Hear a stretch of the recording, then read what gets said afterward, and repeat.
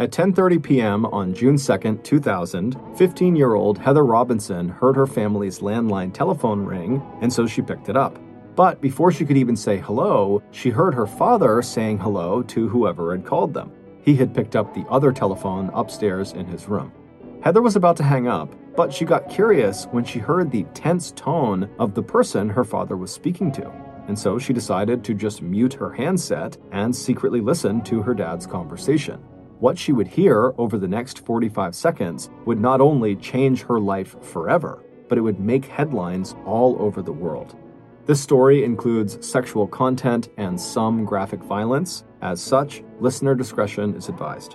But before we get into today's story, if you're a fan of the strange, dark, and mysterious delivered in story format, then you've come to the right podcast because that's all we do, and we upload twice a week, once on Monday and once on Thursday. So, if that's of interest to you, please remove the pressure plate from underneath the 5-star review button's Enter key on their keyboard. Also, please subscribe to the MrBallen podcast wherever you listen to podcasts so you don't miss any of our weekly uploads. Okay, let's get into today's story.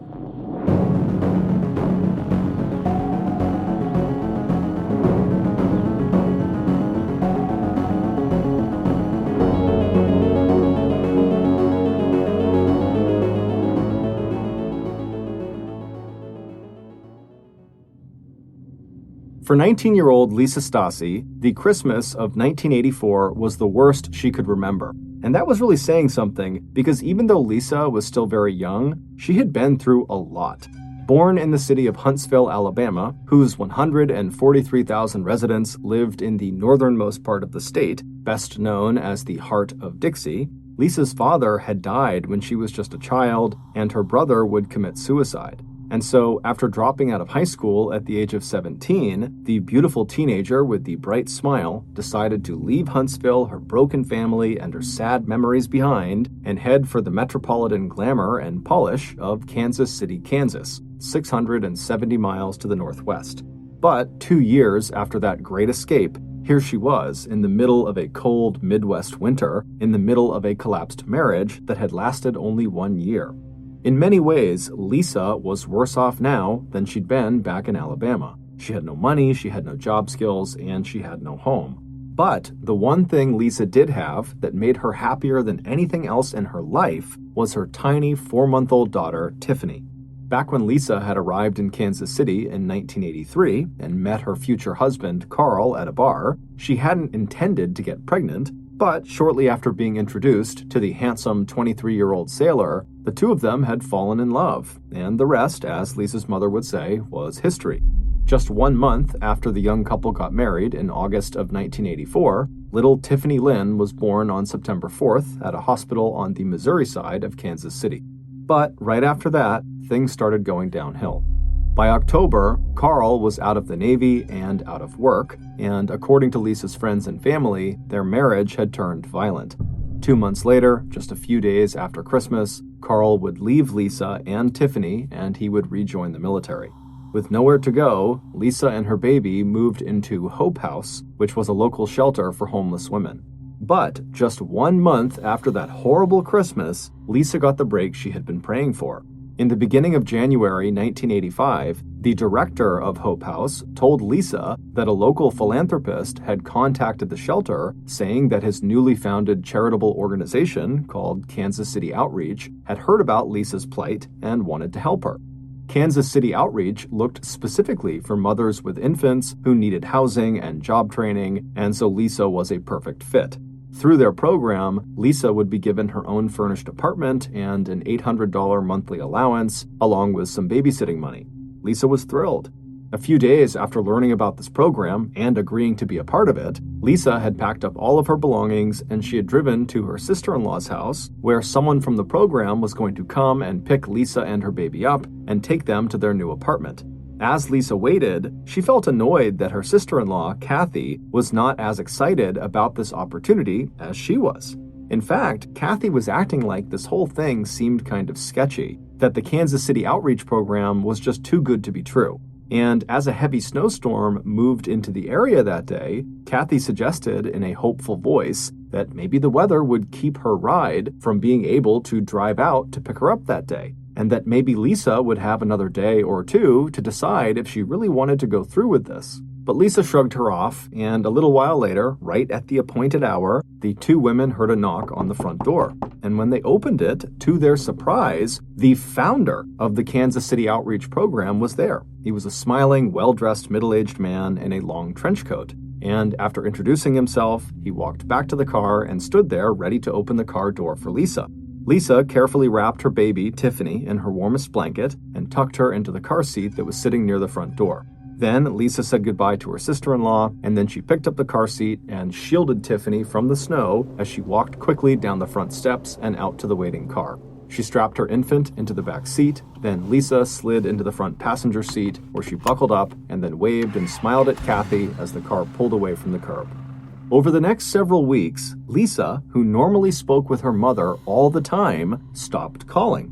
Concerned, Lisa's mother contacted the Kansas City police, and the police asked her if, besides phone calls, had she had any other interactions with her daughter recently, and Lisa's mother would hesitate, but would say yes, she had.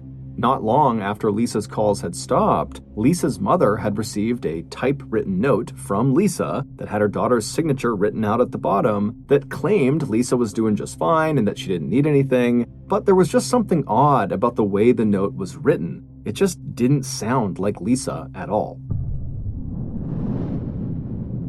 8 years later, in 1993, a 48-year-old woman named Beverly Bonner stood looking around the prison library at the Western Missouri Correctional Center in Cameron, a little town of 8,500 residents located in the northwest corner of Missouri. When Beverly had gotten her advanced degrees in teaching and librarianship back in college, she had never expected to find herself in charge of a prison library, especially after spending more than a decade as an executive with the Mobil Oil Company back in the 1970s and 80s in Kansas City. But a lot had changed for Beverly over the last 20 years. She'd had 2 children and had gone through 1 divorce before marrying her current husband, who happened to be the prison doctor at the Western Missouri Correctional Center.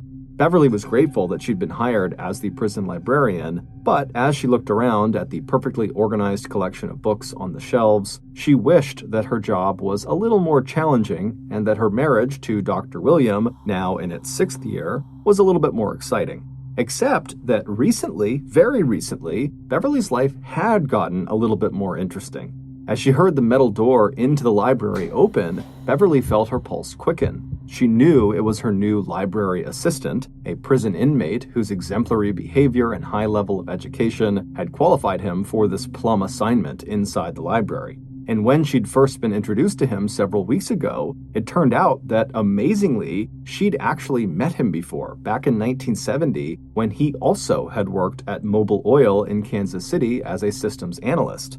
Back then, there had been some gossip surrounding the circumstances under which he had been fired from Mobil, but even in the short period of time that she'd spent with him there at the library, it had become clear to Beverly that whatever had happened at Mobil, just like the fraud charges that had landed him here in prison, could not have been his fault.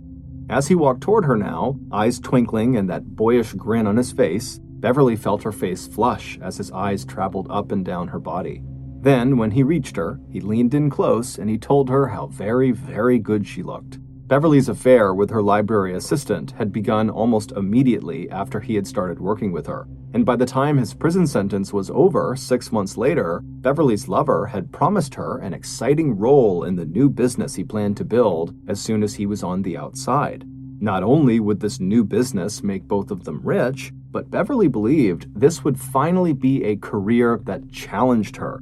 And it came with lots of international travel, so Beverly was really excited. And so in 1994, a few months after her lover's release, Beverly divorced her second husband, Dr. William, and got a property settlement from him for $18,000. Then she sent her kids off to live with Dr. Bonner, and then she left Missouri and headed off to Olathe, Kansas, to join her prison lover and start this new and exotic life with him.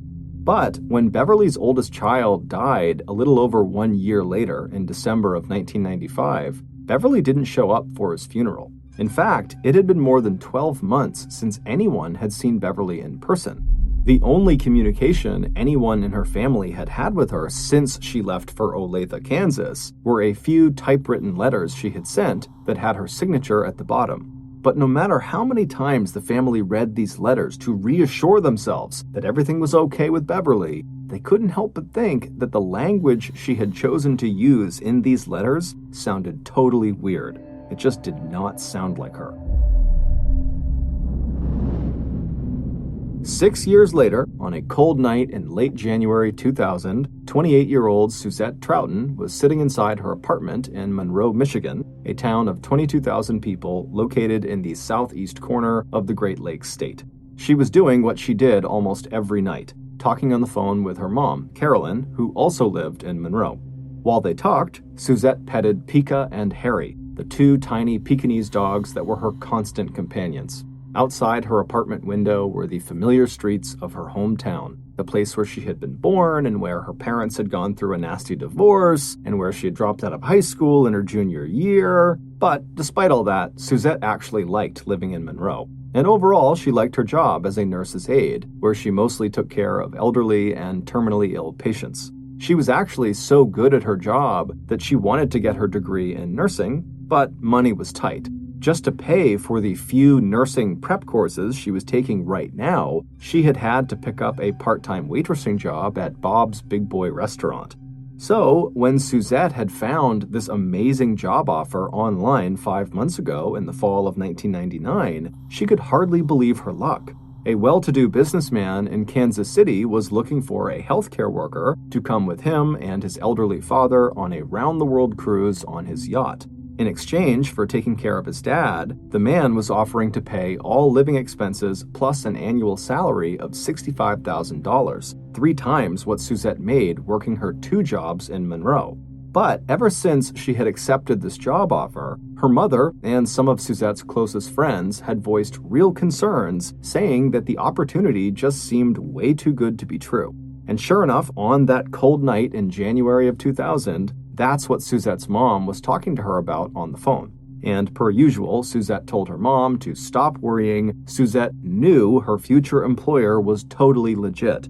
The previous October, she'd contacted him to get more details about the job, and he'd paid for her to fly down to Kansas City for a week just to meet him and discuss the job. He'd sent a limousine to pick her up at the airport, and he'd put her up in a nice motel for 5 days. He also showed her the mansion where he lived, and he showed her a furnished apartment in a section of Kansas City called Overlook Park, where she could live when they weren't off visiting Hawaii, the Far East, and Europe. And once it was time for Suzette to move from Monroe to Kansas City on February 11th, 2000, her employer had said he would be renting a small truck for her to drive so she could bring her 2 dogs and some of her belongings along with her. Because no matter how sweet the offer was, Suzette had stressed that she could never go anywhere without her Pika and Harry.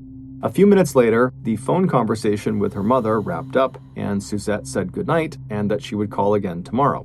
After hanging up the phone, Suzette turned to the computer in her small living room. A minute later, she was logged in to her favorite website where she spent the majority of her free time. The name of this website was the International Council of Masters, and it was fully and completely devoted to people like Suzette who were deep into the world and alternate lifestyle of BDSM. BDSM is an umbrella term that refers to a spectrum of sexual behaviors and preferences that can be divvied up into the groups of bondage and discipline, domination and submission, and sadism and masochism. Suzette was very close with her mother and always had been, but this aspect of her life was something she kept secret. Suzette had multiple online BDSM relationships, and during the last several years, she had moved from the world of BDSM sex online to BDSM sex in person. And in a strange twist of fate, it was actually through BDSM that she had met her future employer, the wealthy Kansas City businessman. This man, whose online username was the Slave Master, had first reached out to Suzette in one of her BDSM chat rooms, and it was there that he actually offered her the $65,000 a year sail around the world on a yacht dream job. And so Suzette had obviously been very interested and asked him for more information, and in response, he had paid for her to come to Kansas to learn more. During those 5 days, Suzette spent a little time learning about the dream job and a lot of time being the slave master's slave. She had even signed his so-called slave contract, which said he had full control over her and could punish her however and whenever he wanted. For 5 days, the slave master filmed himself having his way with Suzette. And when Suzette had come back to Monroe, she would spend hours re-watching those videos, fantasizing about doing it all over again when she headed off to begin working for him. Finally, February 11th rolled around and it was time for Suzette to leave Monroe and head off to Kansas City. Suzette kissed her mom and other family members goodbye, she tucked Pika and Harry into their deluxe travel cases, and then she climbed into the truck that the slave master had rented for her, and then she began the 750-mile drive west to Kansas City. A few weeks later, on March 1st, from her motel room in Kansas City, Suzette sent a message on her computer to a fellow BDSM enthusiast to say that she and the slave master were finally leaving for their around-the-world yacht trip with her master's elderly father, and that she was really excited and that this experience was going to be a lot of fun. At 10:30 that morning, the slave master opened the door of Suzette's motel room and walked inside. He looked around, happy to see that Suzette had packed up the last of her things and was ready to go, but before they left, there was just one more thing he needed Suzette to do. He walked across the room and put the blank pieces of paper he had been holding down on a table, and then he gestured for Suzette to come over.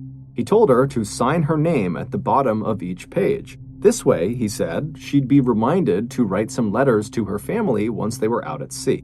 He said he could even help her type some of the letters up since he'd be bringing along his typewriter. Suzette, who was a terrible speller and who preferred messaging on the computer over letter writing, thought this was a good idea. And after she'd signed her name to each page, she turned her attention to making sure that her dogs had finished their food and that they were snuggled down inside of their carrying case. A few minutes later, Suzette was in the car with the slave master on their way to pick up his father. But as they drove, the slave master suddenly turned to her and said, "Before we get my dad, I want to take you somewhere." He told her he wanted to show her a piece of farm property that he owned in Lynn County, which was just outside of Kansas City. Suzette grinned and said, "Okay," thinking her master must want one more sexual encounter before they set sail. And sure enough, after they had arrived at the single trailer on a deserted stretch of flat farmland 60 miles south of Olathe, the slave master parked the car, reached into the glove compartment, and pulled out a blindfold and a length of rope. Suzette smiled. She could tell by the expression on his face that he clearly had something very special planned for her. A few hours later, the slave master was back in his car, except this time he was alone, minus Suzette's 2 dogs who were whining in the back seat. The slave master wiped some sweat from his brow, then he fired up the car engine, pulled out of the dirt lot onto the road. A few weeks later, Suzette's mother, Carolyn, would receive a typewritten letter in the mail from her daughter. And in this letter, her daughter would tell her how great the cruise was going so far. And at the bottom of the letter was her daughter's signature. But just like Lisa Stassi's family and Beverly Bonner's family, Carolyn and the rest of Suzette's family thought this letter just didn't seem right. It didn't sound like Suzette.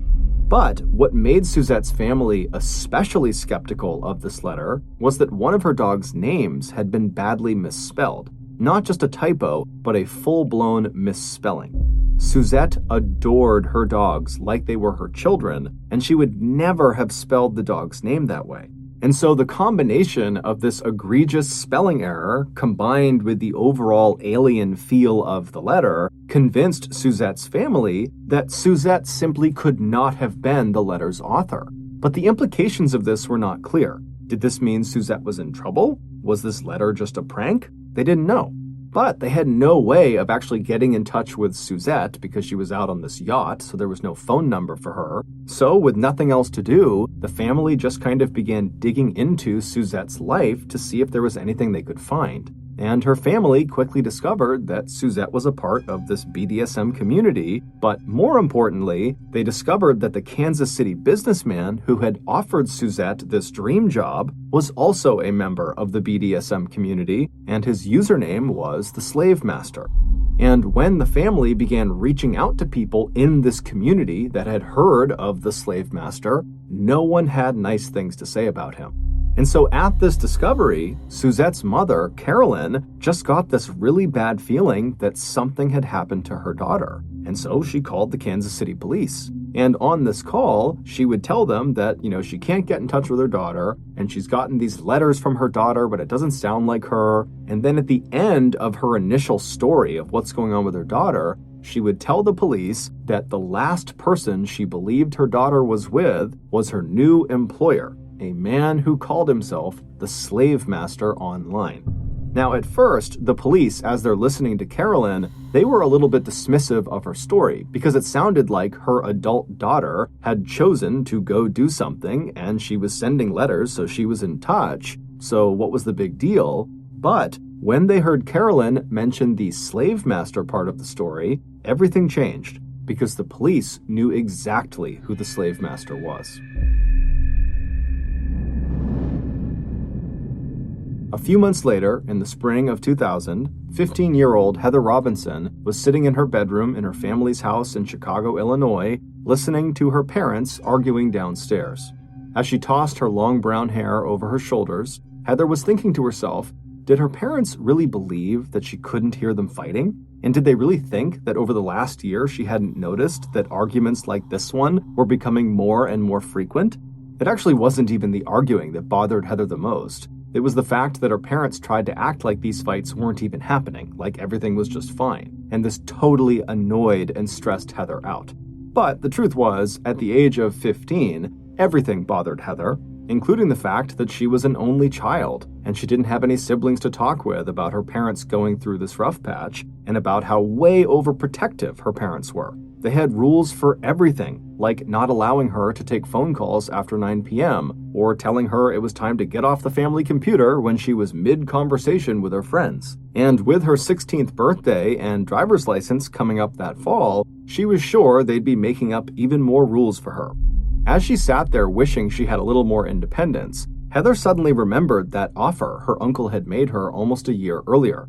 It was back when one of his 4 kids was getting married, and Heather and her parents, Donald and Frida Robinson, had flown down to Florida for her cousin's wedding. And after the wedding, during the big reception, Heather's uncle had pulled her out onto the dance floor. Heather didn't know her uncle very well. He and his wife lived 6 hours away from them, and her uncle was 10 years older than her own father, so the two brothers hadn't really grown up together. And except for special occasions like this wedding, they really only got together once a year at an annual family reunion. Now, as Heather recalled that actual dance with her uncle, she shuddered. Her uncle, who had been drinking at the reception, had suddenly gotten way too close to her, kind of rubbing up against her.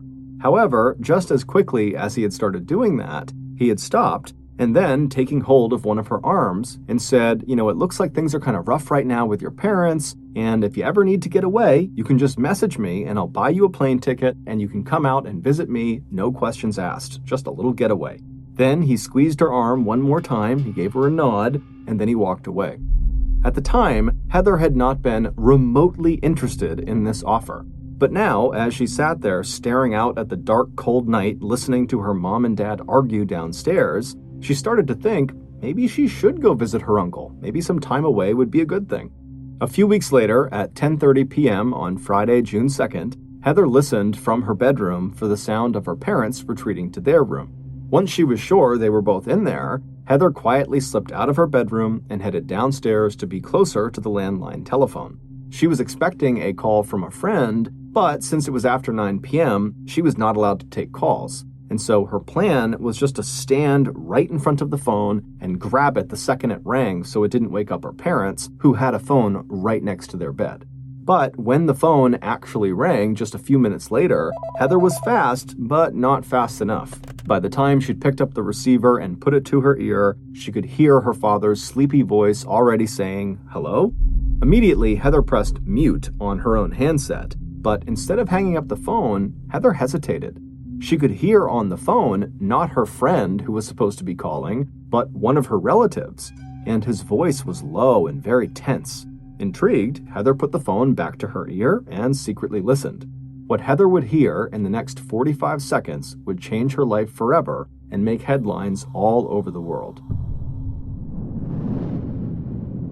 A few months earlier, when Suzette's mother, Carolyn, had called the Kansas City police and told them about how her daughter might be in trouble and that the last person she thought she had been with was this slave master person, the police instantly knew the man she was talking about because they were already investigating him.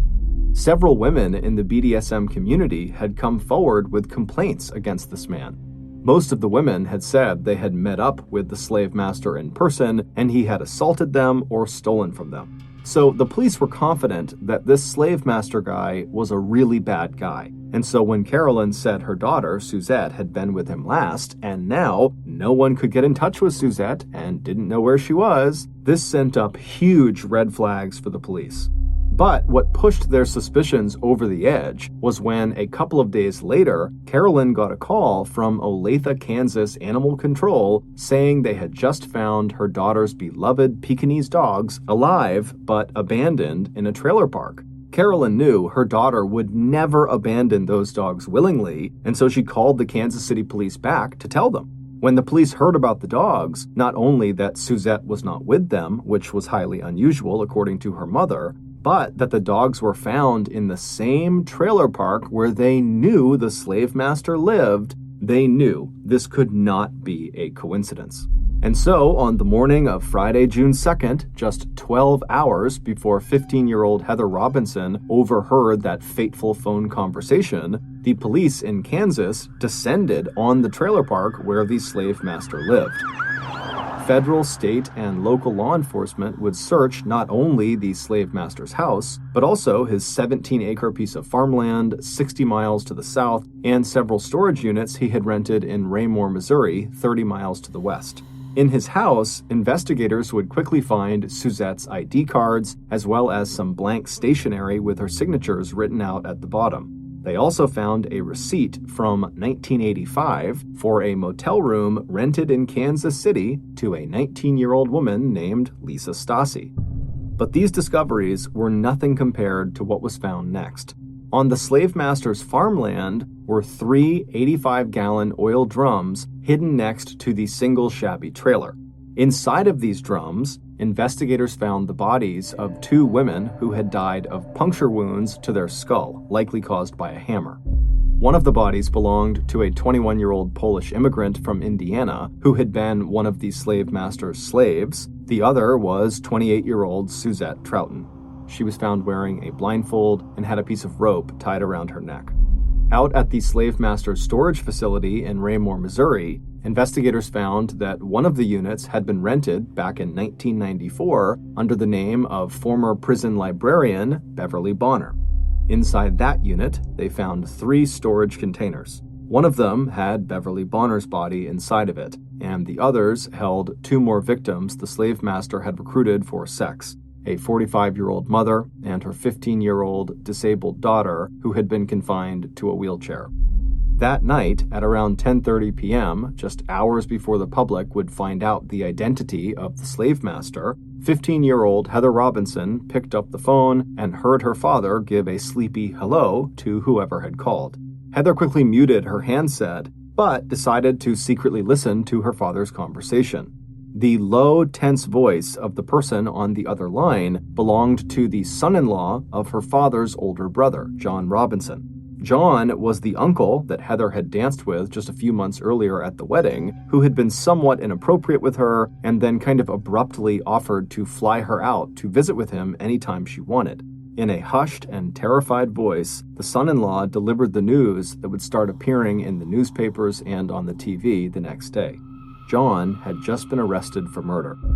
Heather was so shocked by what she had just heard that she didn't really hear anything else the son-in-law said. However, before the son-in-law hung up, Heather remembered him saying that John was connected to several women, one of which was a woman named Lisa Stassi. Heather eventually hung up the phone, and then she took a deep breath, and she walked up the stairs and then walked down the hallway to her parents' bedroom, and when she pushed open the door, she saw her normally stoic father sobbing into his hands. Next to him, her mother was staring straight ahead with a shocked and frozen look on her ashen face. Heather had 2 questions. Is it really true that Uncle John killed someone? And who is Lisa Stassi? It would turn out Heather's uncle, John Robinson, was the slave master, which meant Heather's uncle was a serial killer. But this revelation was not the most shocking thing that Heather would learn that night. The most shocking thing had to do with Lisa Stasi. 15 years earlier, back in January of 1985, Heather's uncle, John, was the man who had driven through the snowstorm to pick up 19-year-old Lisa Stasi and her baby to take them to their new apartment that his program was going to pay for. But instead of bringing her to this new apartment, John brought Lisa and her baby to the Roadway Inn Motel in Overlook Park, Kansas City, and once there, he somehow convinced Lisa, like he would do with all of his other victims, to sign a blank piece of stationery. This would allow him to write letters to the victims' families as if they were letters written by the victim, because their signature was at the bottom. He hoped this tactic would keep the police off of his back. After Lisa had signed these papers, John killed her. As for Lisa's baby, John simply executed his plan. For years, John's brother, Donald, and his wife, Frida, who were Heather's parents, had been trying to adopt a child, but they had been unsuccessful. And so during this very stressful time, John had told them that in the course of his work as a philanthropist, he would sometimes get leads on babies who were up for adoption, and if he ever found a baby in need of a home, he would let them know. And now that John had just killed Lisa, her baby suddenly needed a home. So he called his brother and gave him the good news. And Donald, feeling incredibly lucky and grateful and believing the whole process had been totally legal, happily agreed to take this baby, and he agreed to pay John the $5,500 for the adoption paperwork. This paperwork was of course forged by John. And after that, Donald and his wife rushed to Kansas City where they met their beautiful little 4-month-old baby girl. They would name her Heather. Before returning with baby Heather to her new home in Chicago, John insisted that they all pose for a family picture. In this picture, which would hang in Heather's house for the next 15 years, Uncle John is seen sitting in the front row bouncing on his knee his new 4-month-old niece, whose mother he had literally just murdered. A few days after being told the horrific truth about who she was, DNA and fingerprints would confirm it was all true. Heather really was Lisa Stasi's daughter. But tragically, even though John would confess to murdering Lisa, he would refuse to disclose how he actually killed her or where he dumped her remains. In the story that investigators would piece together, John Robinson was a con man, and in 1985, his cons became deadly. That year, he created the fake charity he called the Kansas City Outreach Program that claimed to help young mothers and their infants get back on their feet, but in reality, John had just created this phony charity to lure a young mother to him so he could kill her and profit off of her baby. This is exactly what he did to Lisa. After handing Lisa's baby, Heather, over to his brother, Donald, John then convinced Donald to pay him the $5,500 for the forged adoption paperwork. Investigators don't know for sure if John killed any more victims after Lisa up until the early 1990s, but he is a strong suspect in at least 2 missing women cases from that time frame. In 1994, John would land in jail in Missouri for fraud, and while in jail, he would meet and seduce Beverly Bonner. Once he got out of jail, he convinced Beverly to divorce her husband and come out to Kansas City to be with him, and when she did this, he killed her and collected that $18,000 settlement check she received from her divorce. After killing Beverly, John discovered the internet. Specifically, he discovered how easy it was to lure people to him using the BDSM community that lived on the internet. And so he remade himself as the slave master online and began brutalizing and killing people at a much more rapid pace. Police believe it was around this point when he became the slave master that John's motives for killing people shifted from killing for monetary gain to killing simply because he wanted to. This is likely the reason why Suzette was murdered. She was simply available. In total, John was found to be responsible for 8 murders, but in theory, it could be more. But John, who is actually still alive awaiting execution, is totally unwilling to give any information up. So there is a very good chance he will take his secrets to the grave. Heather Robinson would ultimately choose to be legally adopted by her parents, Donald and Frida. They truly had no idea what John had done and were, by all accounts, excellent parents to Heather. In 2019, at the age of 35, on the 2020 crime documentary Sole Survivor, Heather broke her long silence about her childhood ordeal. In that interview, Heather said that if she had accepted that offer John had made her back in 2000 at the wedding reception when he said he would buy her a plane ticket to come out to Kansas to spend some alone time with him, she believes he would have killed her and stuffed her in one of those 85-gallon oil drums. Heather, who is now married and a mother herself, said she is committed to finding her own biological mother's remains and returning them to the memorial to Lisa Stasi that now stands empty in the State Line Cemetery in Madison County, Alabama. The headstone there currently reads, "Lisa Stasi, a rose in God's garden." Thank you for listening to the MrBallen podcast. If you got something out of this episode and you haven't done this already, please remove the pressure plate from underneath the 5-star review button's enter key on their keyboard. Also, please subscribe to the MrBallen podcast on Spotify, Apple Podcasts, Amazon, Google, and anywhere else you get your podcasts. This podcast airs every Monday and Thursday morning, but in the meantime, you can always watch one of the hundreds of stories I have posted on my YouTube channel, which is just called MrBallen. If you want to get in touch with me, please follow me on any major social media platform and then send me a direct message. My username is just @MrBallen, and I really do read the majority of my DMs. Lastly, we have some really cool merchandise, so head on over to shopmrballen.com to have a look. So that's going to do it. I really appreciate your support. Until next time, see ya.